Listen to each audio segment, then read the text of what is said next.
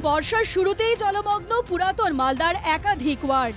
জলের তলায় ১৩-১৪ নম্বর ওয়ার্ডের কর্মকার পাড়া, গান্ধী কলোনি সহ একাধিক এলাকায় হাঁটু সমান জল।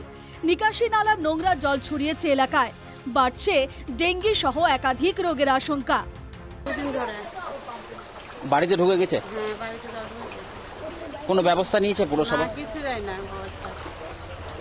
কিভাবে যাতায়াত করছেন তাহলে? ঘরে বসে থাকছে সবসময়। কি ব্যবস্থা দরকার? শুধু একটা বাচ্চা তো না, সব বাচ্চাই যাওয়া আসা করছে এই জলের মধ্যে দিয়ে।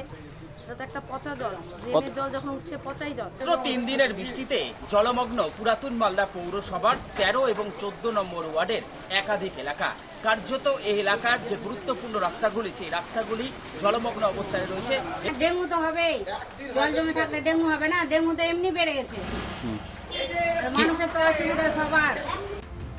পরিস্থিতি খতিয়ে দেখতে এলাকায় পরিদর্শন করেন পুরাতন মালদার পুরপ্রধান। নিকাশি নিয়ে এলাকার বাসিন্দারা অভিযোগ জানালেও মানতে নারাজ কার্তিক ঘোষ। তিনি জানান, বর্ষার পরে প্রায় ৩ কোটি টাকা ব্যয়ে নিকাশির সংস্কার করা হবে।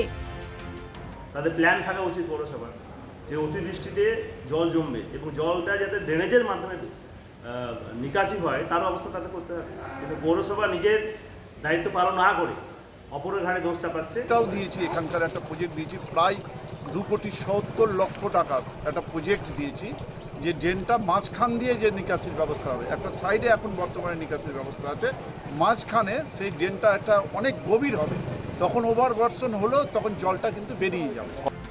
প্রত্যেক বছর জল যন্ত্রণার সঙ্গী পুরাতন মালদার বাসিন্দারা। পুরপ্রধান প্রতিশ্রুতি দিলেও মিটবে কি সমস্যা? এই যে মালদা জেলায় কিন্তু বর্ষা শুরু হওয়ার আগেই ডেঙ্গু একটা ভয়াবহ আকার নিয়েছিল। জেলায় হু হু করে বাড়ছে ডেঙ্গু আক্রান্তের সংখ্যা। তারপরে এই বর্ষার জল জমে রয়েছে প্রায় 3 দিন ধরে, ট্রেনেরও উপচে পড়া জল জমেছে। ফলে সব মিলিয়ে কিন্তু ডেঙ্গু বাড়ারও আশঙ্কা করা হচ্ছে। মালদা থেকে সুমিত ঘোষের রিপোর্ট, NK TV বাংলা।